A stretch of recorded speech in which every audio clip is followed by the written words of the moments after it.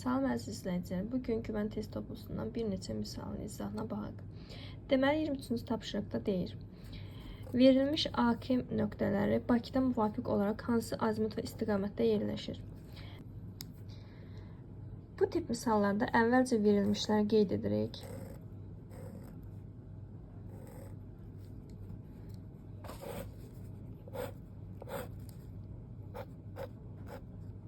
Ortada Qirvinç meridianı çəkirik. Sonra Qirvinç meridiandan sola getdikcə qərb yarımkürəsini keçmiş oluruq. Deməli 15 dərəcə qərb uzunluğu, 30 dərəcə sağa gedəndə şərqə getmiş oluruq. 30 dərəcə şərq uzunluğu. Sonra ekvator xəttini verib, ekvatordan cənuba getdikcə cənub yarımkürəsi, yəni 5 dərəcə cənub enliyinə düşür. Şimala getdikcə isə şimal yarımkürəsidir. 12 dərəcə şimal enliyi. Bu koordinatları A nöqtəsini verib 5 dərəcə cənub enliyi, 15 dərəcə qərb uzunluğu. Bildiyimiz kimi Bakı 40 dərəcə şimal enliyində, yəni 40 dərəcə şimal enliyində, 50 dərəcə şərq uzunluğunda yerləşir. Buna əsasən verilmiş koordinatları qeyd edirik. Bakını məntəqəsini tapırıq. Deməli, Bakı 50 dərəcə şərq uzunluğu və 40 dərəcə şimal enliyinin kəsişməsində yerləşir. Tapşırıqda deyilir, AK nöqtələri Bakıdan müvafiq olaraq hansı azimut və istiqamətlərdə yerləşir? Bakıdan azimut olaraq məntəqə buradadır, Bakı buradadır. Bakıdan deməli, məntəqəni Bakıdan soruşur deyə tərsini edirik. Yəni, məntəqə harada yerləşir? Bu da 225 dərəcə azimuta düşür və cənub qərbə. Deməli, məntəqə 225 dərəcə azimutda yerləşir, yəni Bakı buradadır, məntəqə buradadır. 225 azimutda yerləşir, cənub qərbdə yerləşir. Birinci cavabı budur. A nöqtəsi azimutları bu oldu. Sonra digərində. Digərində isə verilmişləri qeyd edirik. Ekvator xəttini verib, ekvatordan yuxarıda yerləşir deyə şimal enliyidir. 35 dərəcədə şimal enliyinə düşür. Sonra Qirvinç meridianın verib, Qirvinçdən sola gedirik deyə qərb yarımkürəsinə keçmiş oluruq. 40 dərəcə qərb yarımkürəsi olur. K nöqtəsində verib 25 dərəcə şimal enliyi və 40 dərəcə qərb uzunluğunun kəsişməsində. K nöqtəsi buradadır. Burada Bakını qeyd eləsək, Bakı şərqdə yerləşdiyi üçün 0 dərəcədən sağa gedirik. 50 dərəcə şərq uzunluğu yazırıq. Şimal enliyi olduğu üçün, həm də 40 dərəcə şimal enliyi olduğu üçün 35 dərəcədən yuxarı qalxırıq. Buradan 40 dərəcə şimal enliyini qeyd edirik. Düşdü bura məntəqə, Bakı məntəqəsi. Nöqtə də burada yerləşir. Bu da həmənki qayda ilə 225 dərəcə azimuta düşür, cənub qərb yarımkürəsinə düşür. Deməli, həmin məntəqə Bakıdan 225 dərəcə azimutda və cənub qərbdə yerləşir.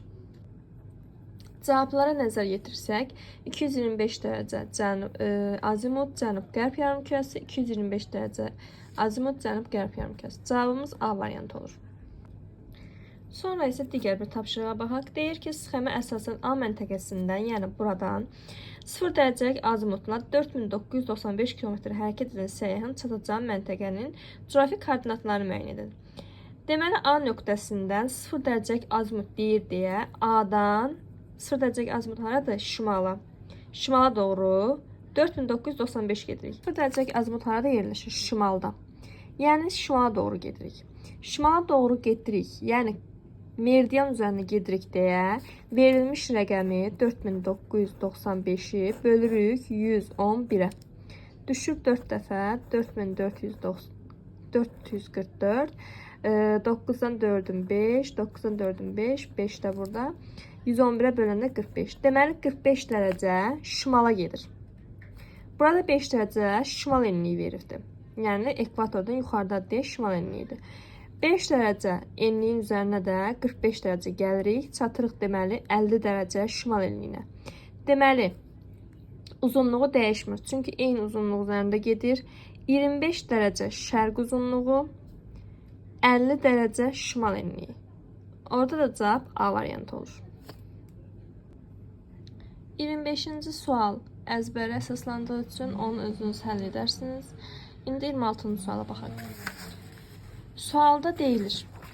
Deməli, Bakıdan əvvəlcə 0 dərəcəlik azimutla 5550 km, sonra isə əks meridianla 180 dərəcəlik azimutla 4440 km hərəkət edən təyyarənin çatdığı məntəqənin coğrafi koordinatlarını müəyyən edin. Deməli, Bakıdan əvvəlcə, ilk öncə misalın şərtində Bakı dediyi üçün Bakının koordinatlarını çəkirik. 40 dərəcə şimal enliyi qeyd edirik. 50 dərəcə şərq uzunluğunu qeyd edirik.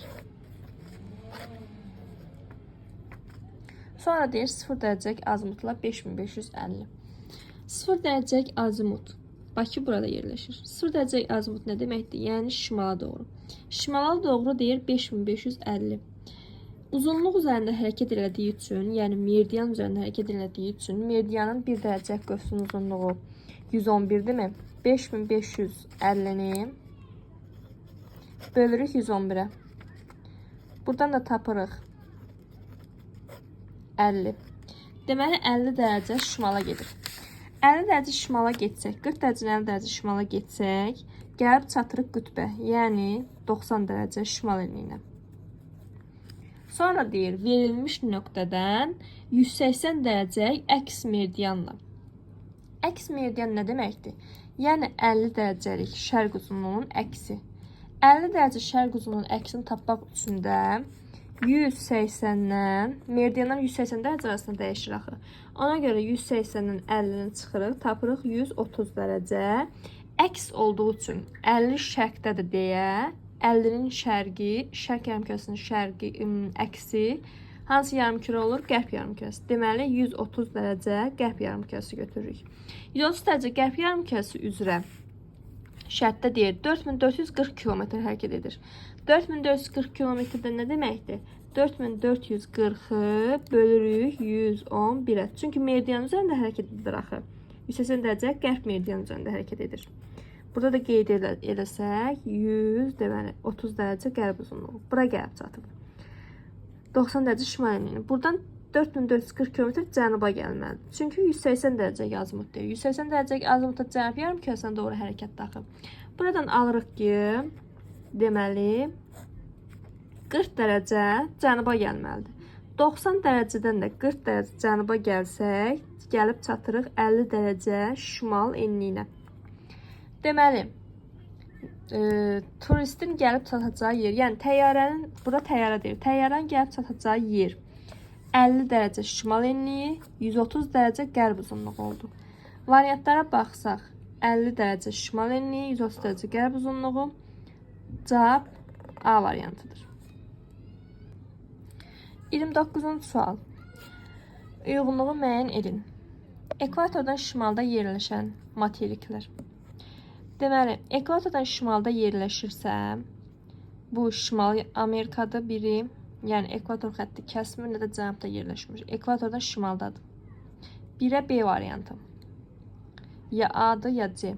Sonra ekvatordan cənubda yerləşənir, yəni cənub yarımkürəsində yerləşən. Cənub yarımkürəsində yerləşən Avstraliya materikidir. 2-yə C. Ekvatorla kəsişənlər. Ekvatoru 2 materik kəsir. Bir Afrika, bir də Cənubi Amerika. Yəni A-dır. 3-ə də A-dır. Cavabımız C variantı olur. Materiklərin yerini əzbər bildikdən sonra bu tip misalları həll etmək daha asandır. Sonra 30-cu tapşırıq. Bakı şəhərinin coğrafi koordinatları 52 dərəcə şimal enliyi və 21 dərəcə şərq uzunluğu olan Varşava şəhərinin hansı istiqamətdə yerləşir? Burada Bakı şəhərinin dediyi üçün əvvəlcə Bakının coğrafi koordinatlarını qeyd edirik. Bakı 40 dərəcə şimal enliyi, 50 dərəcə şərq uzunluğuna yerləşdiyini əzbərə bilməliyik. Sonra Varşava şəhərinin koordinatlarını verib 52 dərəcə şimal enliyi, 21 dərəcə şərq uzunluğu. 21 dərəcə şərq uzunluğu deyir deyə buradan 21 dərəcə şərq uzunluğunu qeyd edirik. 52 dərəcə şimal enliyi dediyi üçün buradan qeyd edirik 52 dərəcə şimal enliyi. Deməli Varşava burada yerləşir. Bakı şəhəri deyir Varşavadan hansı istiqamətdə yerləşir? Tapşırıqda deyilir ki, Bakı şəhəri Varşavadan hansı istiqamətdə yerləşir? Varşava burada yerləşir, Bakı burada yerləşir. Arasında belə bir ox çəksək, cənub-şərq istiqamətə düşürmü? Deməli, cavabımız cənub-şərq E variantı olacaq. Sonra 31-ci tapşırıq 30 ilə eynidir. Bunu özünüz həll edərsiniz. Sonra 32. 4 yarımkürədə yerləşən müvafiq materik və okeanlar. 4 yarımkürədə yerləşir deyəndə bu materik və okeanı həm Qrinviç meridianı kəsməlidir, həm də ekvator xətti kəsməlidir. Ona əsasən Qrinviç meridianı haradan keçir? Bir Avrasiyadan keçir, bir də Afrikadan keçir. Bu ikisindən biri olmalıdır. Okeanlara diqqət yetirsək. Ekvator xətti Şimal Buzlu okeanını kəsmirmi? Kəsmir. Sakit okeanını Atlantik okeanı kəsir. Ona görə də cavabımız A variantı olur. Tapşırıqda nə deyir? Daha ətraflı təsvir olunmuşdur. Yəni, daha ətraflı təsvir olunması üçün böyük miqyaslı xəritə götürməliyik. Variantlara baxsaq, böyük miqyaslı xəritə C variantıdır. 1/10.000 və Abşeron yarımadası olduğu üçün kiçik ərazi təsvir olunub, amma böyük miqyaslı təsvir olunub. Yəni, bu daha ətraflı, hər şey daha aydın, generalizasiya daha az olar. Cavabımız C variantı. Ən az generalizasiyaya məruz qalan xəritə. Ən az generalizasiyaya məruz qalan xəritə digər tapşırıqda da olduğu kimi daha böyük. Ən az generalizasiyaya məruz qalan xəritə dediyi üçün daha kiçik ərazilər götürməliyik. Daha kiçik bunların içərisində Xaçmaz rayonun topoqrafi xəritəsidir. Yəni, birincidə materikdir. Böyük bir ərazidir. İkinci dünyadır. Dünyada çox böyük bir ərazidir. Azərbaycan. Bu kiçik ərazidir. Yarımkürələr. Yarımkürələr Azərbaycandan böyükdür. Amma E variantına baxsaq, Xaçmaz. Xaçmaz nədir? Azərbaycanın bir rayonudur.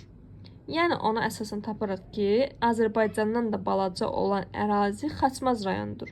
Xaçmaz rayonun topoqrafik xəritəsi həm də topoqrafik xəritə deyir deyə daha böyük miqyaslı xəritədir. Digərində olduğu kimi.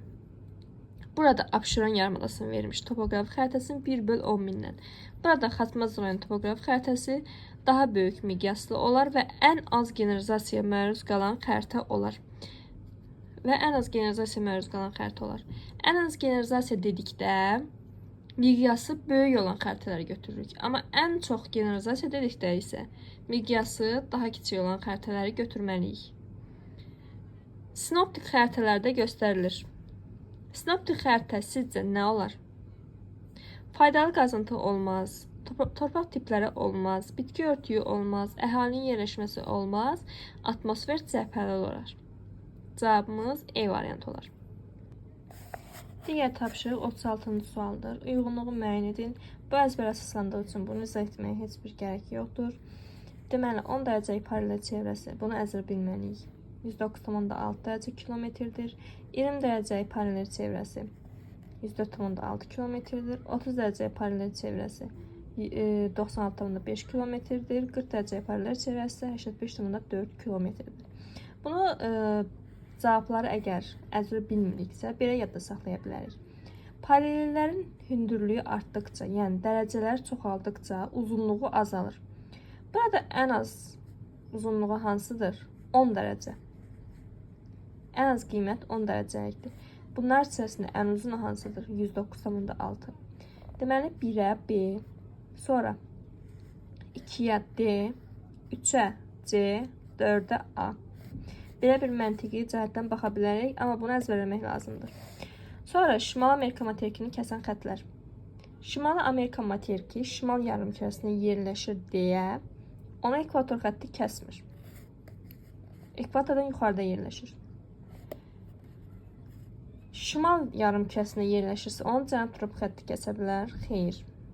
Qrinviç meridianı kəsə bilər? Xeyr. Şimal tropik xətti kəsər və şimal qütb dairəsi kəsər. Deməli, cavabımız 3, 5. D variantı. Xəritədə də baxsanız, özünüz tapa bilərsiniz. Sonra 38-ci tapşırıq. Xəritədə bitki və heyvan növlərinin yayıldığı sahələr hansı üsulla təsvir edilir? Bitki və heyvan növləri deyir deyə və yayıldığı sahələr deyir deyə bu arealdır. Yəni, burada söhbət bir neçə coğrafi hadisədən gedir və onun növlərindən gedir deyə areal üsulu götürürük. Əgər bir xüsusiyyətinə görə fərqləndirsəydi, onda digər keyfiyyət fonunu götürə bilərdik. İzoxəttlər olmaz, hərəkət xəttləri olmaz, nöqtələr olmaz.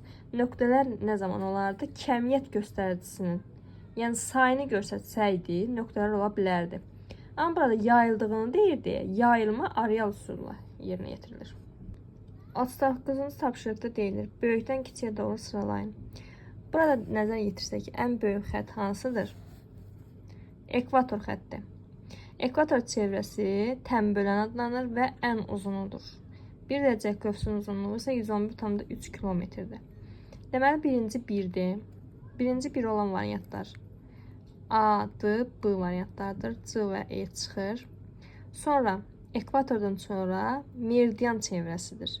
Bir dərəcə köksünün uzunluğu 111,1 kilometrdir. Deməli, 1, 4, cavab B variantı olduğunu ki, cavab çıxır.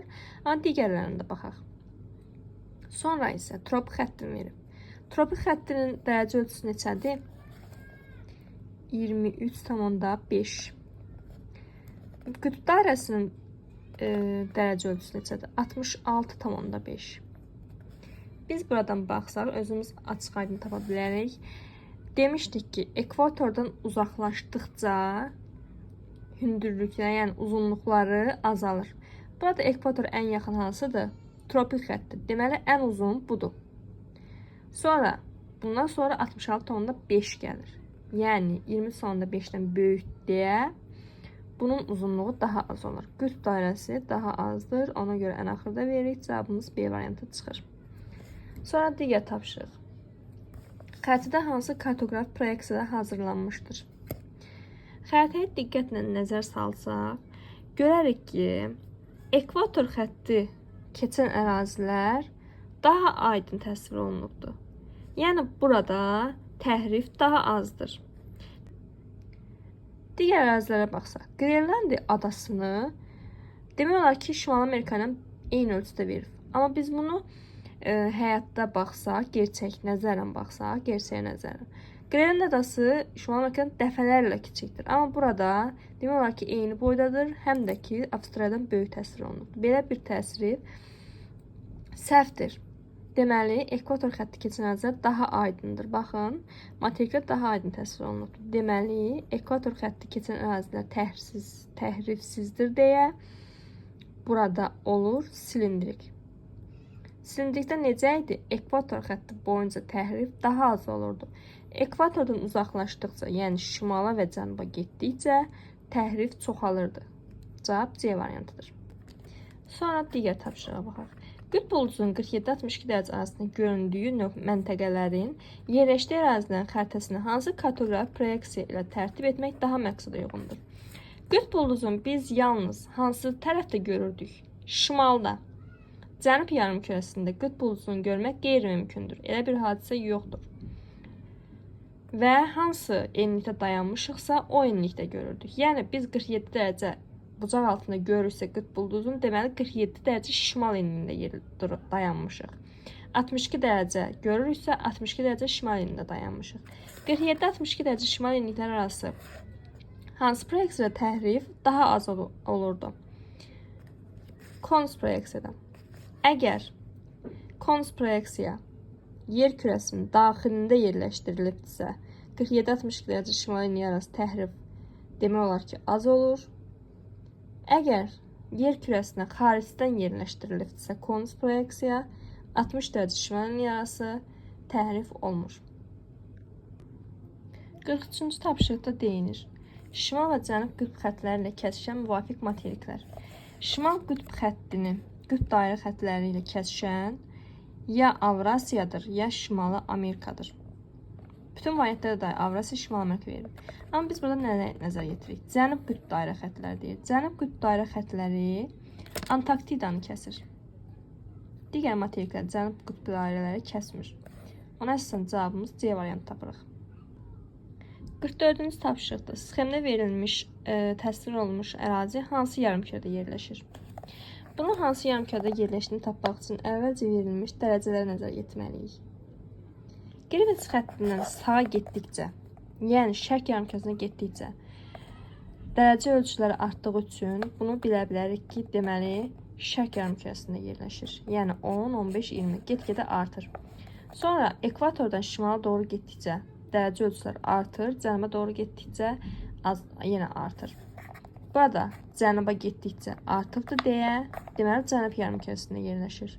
Buradan tapa bilərik ki, məntəqə cənub və şərq yarımkürəsində yerləşir. Cavab B variantıdır. Biz bunu necə tapdıq? Əgər burada 10, burada 15, burada 20 yazılsaydı, yəni yuxarı qalxdıqca artsaydı, bu şimal yarımkürəsi olardı. Amma aşağı doğru yendikcə artıb deyə, bu cənub yarımkürəsidir. 45-ci suala aid tapşırıqları videonun əvvəlində izah etdiyim üçün bunu izah eləmirəm, bunu özünüz taparsınız. Sonra 46-cı sual. Nöqtələr üsulu xəritədə nəyi təsvir etmək məqsədə yoğundur? Nöqtələr üsulunun tərifində deyilir. Kəmiyyət göstəricisine əsasən, yəni miqdarını. Hakim küləklərin istiqaməti xeyir, nöqtələr deyil, bu hərəkət xəttləri iləndir. Kənd əhalısının yerləşməsini və sayını. Kənd əhalısının yerləşməsi və sayını deyir deyə miqdardan söhbət gedir, yəni kəmiyyət göstəricisi. Ona görə nöqtələr üsulunu götürürük. B variantıdır cavab. Sonra digərinə baxaq. Çayların axın istiqaməti. İstiqamət var deyə hərəkət xəttləridir. Bitki və heyvan növlərinin yayıldığı sahələr. Yayılma, areal üsulundan. Yağıntıların paylanması söhbət bir coğrafiyaçıdan, yəni yağıntıdan gedir. Yağıntının miqdarını keyfiyyət göstəricisi ilə təsvir edirik. Daha az yağıntı düşən ərazilər daha açıq rənglə, daha çox yağıntı düşən ərazilər daha tünd rənglə verilir. 47-ci tapşırıq çox sadə bir tapşırıqdır. Şəklə də baxsaq, görə bilərək ki, silindr içərisində yerləşdirilib, ekvator boyu ərazilər daha az təhrifə verilib, deməli silindrik proyeksiyadır. Sonra 48-ci sual. Coğrafi koordinatları 5 dərəcə cənub enliyi və 5 dərəcə qərb uzunluğunda yerləşən məntəqə sxemdə işarələnmiş bölgələrin hansında yerləşir? 5 dərəcə cənub enliyi dediyi üçün ekvator xəttindən cənuba getməliyik. Yəni bu aralıqda ya 4-dür ya 5-dir. Sonra uzunluğa baxsaq 5 dərəcə qərb uzunluğu. Qərb uzunluğu deyilir deyə Greenwich meridianından sola getməliyik. Burada isə bu aralıqdır. Bu aralıqla bu aralığın kəsişməsi 4-cü məntəqəyə düşür. Deməli cavabımız 4-dür. Sonra 49-cu tapşırıq. Sxemə əsasən Azərbaycan Respublikasının işarələnmiş yarımkürənin hansında yerləşir? Azərbaycan Respublikası şimal, şərq uzunluğunda yerləşir. Bunu necə bilirik? 40 dərəcə şimal enliyi, 50 dərəcə şərq uzunluğunda yerləşir. Düzdürmü? Burada ekvatordan şimala getməliyik, yəni şimal yarımkürəsi. Greenwich meridianından sağa getdikcə şərq yarımkürəsi, sola getdikcə qərb yarımkürəsi olduğu üçün şərqə getməliyik. Yəni cavabımız B variantı olur. B nöqtəsi olur, o da cavabda C variantına verilibdir.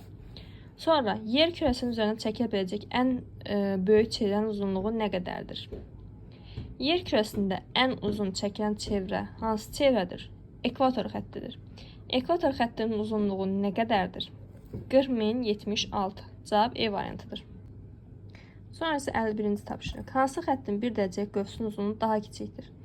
1 dərəcəlik qövsün uzunluğu ekvatordan uzaqlaşdıqca azalırdı. Düzdürmü? Ekvatordan uzaqlaşdıqca azalır. Amma meridianlarda hamısında eynidir. Yəni Greenwich meridianda da, 180 dərəcəlik meridianda da eynidir. 111,1 kilometrdir. Burada nəyə diqqət yetirməliyik? Paralellərin uzunluqlarına, dərəcə ölçülərinə. Ekvator xəttində 111,3-dürmü? Çıxır cavabdan. Qaldı burada E variantı və D variantı. D variantı ekvator xəttinə daha yaxın yerləşirmi? Yəni 23,5 dərəcə enlikdir. Ya şimal, ya cənub fərqi yoxdur. Ekvatora daha yaxın yerləşir deyə D variantına çıxırıq. Daha uzaq yerləşən E variantı olduğu üçün cavabımız E variantı olur. 52-ci tapşırıqda deyilir. Avstraliya materiki hansı yarımkürədə yerləşmir? Avstraliya materiki cənub, şərqdə yerləşir. Yəni ekvator xəttindən cənubda, Greenwich meridianından sağda, şərqdə yerləşir. Bu digər xəttdə fikir versək, Avstraliya materiki buradır. Ekvator xəttindən cənubdadırmı? Greenwich meridianından sağdadırmı? Yəni cənub şərq yarımkürəsindədir. Hansı yarımkürədə yerləşməz? Şimal, qərb yarımkürəsində. Yəni burada yerləşməz. Ona əsasən cavabımız tapırıq C variantı. Burada yalnız şimal yanlışdır. Yəni qərb yarımkürəsində yerləşmir. Ona görə D da çıxır. Cənubda yerləşir, çıxır. Şərqdə yerləşir, çıxır. E-də isə deyir yalnız qərb. Yalnız qərbdə yerləşmir axı, həm də şimalda yerləşmir. Ona görə E variantı çıxır. Cavabımız C variantı olur. 53-cü tapşırıqda deyilir. Xəritə üzərində hesablama aparmaq üçün istifadə edilən vasitələr. Xəritə üzərində deyir deyə. Niveler nə idi? Nisbi hündürlüyü ölçürdü. Xəritə üzərində deyildi ki, xeyr. 2 çıxır. 6 teodolit. Teodolit nə idi? Dəqiq plan almada istifadə olunan aletdir. 6 da çıxır. Kompas nə idi? Məhəldə azimutu tapmaq üçün, yəni şimal-cənub yarımkürəni tapmaq üçün istifadə olunan alet idi. 5 də çıxır. Cavab nə qalır? Pərgər, mikrometr, kurvometr və palitka. 1, 3, 4 cavabımız B variantı olur. Sonra 54-cü tapşırıqda deyilir. Cənubi Amerika materiki hansı yarımkürələrdə yerləşmir? Cənubi Amerika materiki. Burada fikir versək, Cənubi Amerika materikini nə xətti kəsir? Ekvator xətti kəsir. Ekvator xətti kəsir, yəni şimalda və cənubda yerləşir. Qrinçdən solda yerləşir, yəni qərb yarımkürəsində yerləşir. Şimal, cənub və qərb yarımkürəsində yerləşir. Hansı yarımkürədə yerləşməz? Şimalda yerləşir, çıxır. Şimalda yerləşir, çıxır. Cənubda yerləşir, çıxır. Şimalda yerləşir, çıxır. Cavabımız E variantı qalır. Sonra digər tapşırıq 55. Xəritə sxeməsindən qütb uldusunun daha kiçik bucaq altında göründüyü məntəqəni müəyyən edin. Qütb uldusunun daha kiçik bucaq dedi, yəni görünmədiyi də ola bilər. Bu hansı yarımkürə idi? Cənub yarımkürəsi. Bu nöqtələr şimalda yerləşir, şimalda yerləşir, şimalda yerləşir. Digər nöqtə 2, bu da şimalda yerləşir. Amma 5 diqqət yetirsək, ekvatordan cənubdan, yəni cənub yarımkürəsində yerləşir. Ona görə cavabımız E variantı olur. Sonra digər tapşırıq 56. Cənub qütb dairəsinin kəsdiyi yeganə materik. Cənub qütb dairəsinin kəsdiyi yeganə materik digər tapşırıqda da baxmışdıq. Antarktidadır. Cavabımız D variantıdır. Sonra aşağıdakı xəritə növlərinin hansına təhrif çox cüzidir? Çox cüzi, yəni daha az olar. Təhrif daha az hansı xəritədə olurdu?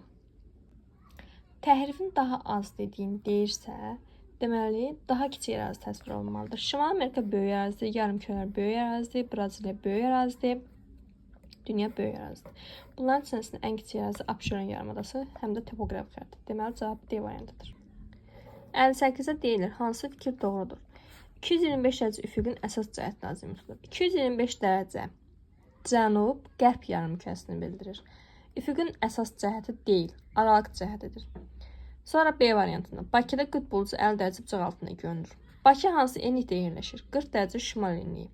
Biz də demişdik ki, qütb ulduzunun görmə bucağımız yerləşdiyimiz enlik demək. 50 dərəcə ilə görürsə, deməli 50 dərəcə şimal enliyində yerləşməlidir. Bu Bakının koordinatına uyğun gəlmir. 50 dərəcə şimal enliyində Bakı yerləşmir, 40 dərəcədə yerləşir. C-də deyilir, planda üfüqün cəhətlərini dərəcə toruna görə təyin edilir.